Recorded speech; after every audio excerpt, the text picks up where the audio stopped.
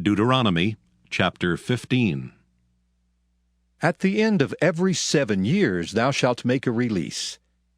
And this is the manner of the release. Every creditor that lendeth aught unto his neighbor shall release it.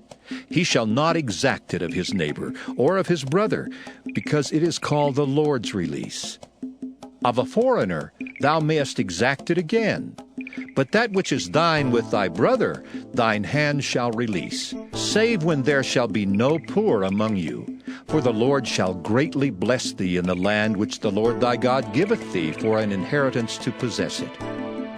Only if thou carefully hearken unto the voice of the Lord thy God, to observe to do all these commandments which I command thee this day. For the Lord thy God blesseth thee, as he promised thee, and thou shalt lend unto many nations, but thou shalt not borrow, and thou shalt reign over many nations, but they shall not reign over thee. If there be among you a poor man of one of thy brethren within any of thy gates in thy land which the Lord thy God giveth thee, thou shalt not harden thine heart, nor shut thine hand from thy poor brother. But thou shalt open thine hand wide unto him, and shalt surely lend him sufficient for his need, in that which he wanteth. Beware that there be not a thought in thy wicked heart, saying, The 7th year, the year of release, is at hand. And thine eye be evil against thy poor brother, and thou givest him naught, and he cry unto the Lord against thee, and it be sin unto thee. Thou shalt surely give him, and thine heart shall not be grieved when thou givest unto him. Because that for this thing the Lord thy God shall bless thee in all thy works, and in all that thou puttest thine hand unto. For the poor shall never cease out of the land. Therefore I command thee, saying, Thou shalt open thine hand wide unto thy brother, to thy poor, and to thy needy in thy land.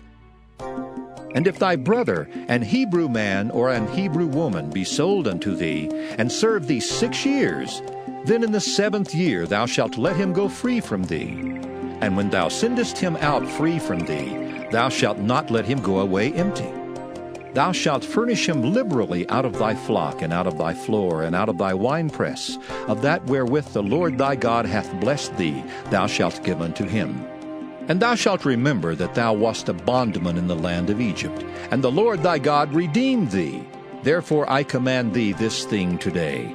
And it shall be, if he say unto thee, I will not go away from thee, because he loveth thee in thine house, because he is well with thee, then thou shalt take an awl, and thrust it through his ear unto the door, and he shall be thy servant forever.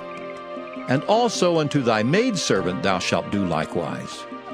It shall not seem hard unto thee when thou sendest him away free from thee, for he hath been worth a double hired servant to thee, in serving thee 6 years. And the Lord thy God shall bless thee in all that thou doest. All the firstling males that come of thy herd and of thy flock thou shalt sanctify unto the Lord thy God.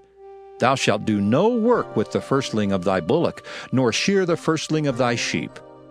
Thou shalt eat it before the Lord thy God year by year in the place which the Lord shall choose, thou and thy household.